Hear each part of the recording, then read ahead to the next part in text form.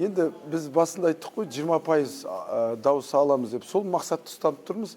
Бізде жоспарланған дауыс тізімі бар. Қазақстанның қай өңірінен қанша адам келеді. Біздің өзіміздің жоспарланған, нақты, прагматичный біздің сараптамамыз бар. Бізге Қазақстан халқының 20% біздің партиямызға дауыс береді. Шамамен 29 орын. Енді бұл бәрі прогноз. Қазір енді бүгін көрсетеді, бұл нақты нәтижесі бүгін болады.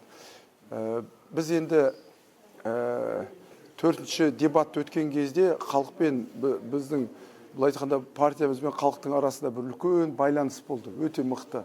Оның бәрін біз кері байланыспен қарап отырдық, сараптамалық жұмыс жүрді, бір халыққа біз бір үлкен импульс бердік, бір сенім бердік.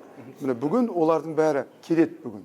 Мен өзімде жаңағы ұйықтап кеткенде жаңағыдай түс келеді, адамдар келіп жатады жаңағы, көп адам жан-жақтан, барлығы, елдің бәрі, толы адамдар жүрді.